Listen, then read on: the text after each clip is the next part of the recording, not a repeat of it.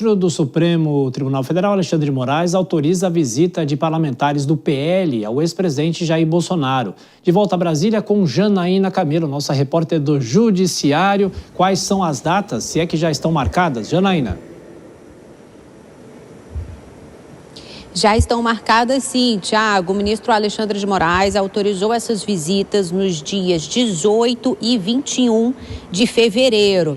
Entre essas visitas, entre os parlamentares que estão autorizados a fazer a visita a Jair Bolsonaro lá na Papudinha, é o deputado federal Nicolas Ferreira, por exemplo. São 4 ao todo, entre eles o deputado federal Nicolas Ferreira, do PL. Lembrando que recentemente ele participou, organizou aquela caminhada, né, Tiago, de 240 quilômetros, que foi finalizada no último domingo entre a cidade de Paracatu, próximo aqui do Distrito Federal, que fica em Minas Gerais, até chegar aqui em Brasília, 240 quilômetros ao todo. Então vai ser uma visita a Jair Bolsonaro depois desse evento, né? Além de Nicolas Ferreira, quem também foi autorizado a visitar Jair Bolsonaro, o senador Carlos Portinho, ele é o líder do PL no Senado, também o deputado federal Sanderson, também do PL, e o senador Bruno Bonetti. Todos vão ter 2 horas de visita com Jair Bolsonaro. Antigamente, ali na Superintendência da Polícia Federal, tinha apenas meia hora, era o tempo de duração de visita na Papudinha, nas regras da Papudinha, que fica no Complexo Penitenciário da Papuda. Esse tempo é maior, é um tempo de 2 horas. Então, foi um pedido feito pela defesa de Jair Bolsonaro, e quando os advogados de Bolsonaro fizeram esse pedido ao ministro Alexandre de Moraes, alegaram que é uma visita por razões pessoais, por finalidade pessoal por parte do ex-presidente da República. Tiago. Bom, Janaína volta daqui a pouco para falar sobre o ano do Judiciário. Girando mais uma vez nossos comentaristas. Dora Kramer, são visitas pessoais ou visitas políticas? Não, visitas políticas, claro. E aqui, com isso, o ex-presidente quer repetir o Lula. O Lula fez a mesma coisa em 18, né? De dentro da prisão, ele articulou a candidatura. Primeiro ficou se mantendo candidato, disso o Bolsonaro já desistiu, até setembro. E aí vai se articulando a candidatura do Fernando Haddad, que perdeu a eleição, né? Então agora a situação de repente se inverte.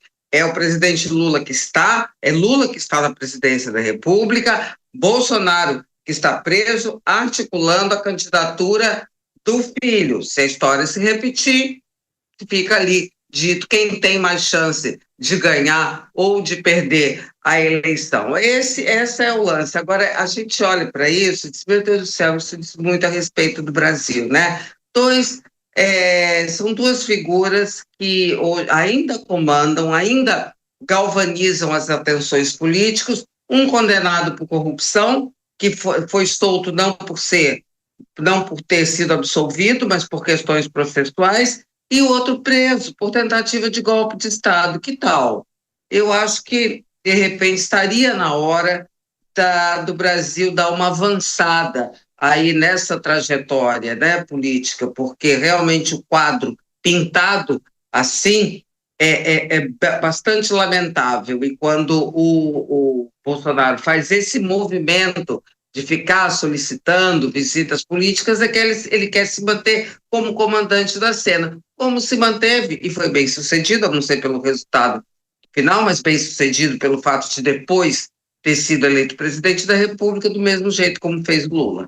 Pois é, e de qualquer forma, né, Kobayashi, a gente sempre noticiando esses pedidos, autorizações, né, é o nosso dever de informar, pelo menos, mas de qualquer forma, a mídia continua dando destaque e bastante. Precisa, porque essas visitas aí podem decidir os rumos dos arranjos políticos regionais, né? A gente está vendo, por exemplo, aí 3 parlamentares, esses que estão aqui citados com mais destaque, o Nicolas, uma das maiores lideranças que a gente tem, depois principalmente dessa caminhada que ele convocou e realizou até Brasília, uma das maiores lideranças que a gente tem no campo da direita, inclusive gerando algum tipo de desconfiança ali nos filhos do ex-presidente também. A gente não viu assim tanto entusiasmo do Flávio e do Eduardo para elogiar ou para comentar essa caminhada do Nicolas. Quando comentaram, sequer falaram o nome do parlamentar, falaram mais do movimento, enfim. o Portinho, no Rio de Janeiro, e o Sanderson, que é provavelmente o pré-candidato ao Senado no Rio Grande do Sul. E aí vai ter a possibilidade de disputar com o Marcel Van Hatten e agora com o Eduardo Leite, se ele não for o escolhido, e provavelmente não será o escolhido, para ser o presidente na chapa do PSD. Ou seja, tem questões regionais que são decididas a partir dessas visitas com o ex-presidente Jair Bolsonaro. Agora eu queria complementar só uma questão aqui. A Dora bem lembrou a situação que a gente tem, né, da polarização. Mais uma eleição 2026, a gente vai ter Lula contra Bolsonaro ou alguém da família Bolsonaro. O Lula condenado por corrupção e depois solto por anulação por questões processuais, e o Bolsonaro, que está sim condenado por golpe de Estado, mas que também deveria ter a sua condenação anulada por questões processuais. A diferença entre os dois é que um teve as nulidades ocorridas na primeira instância, e aí tem para quem se recorrer.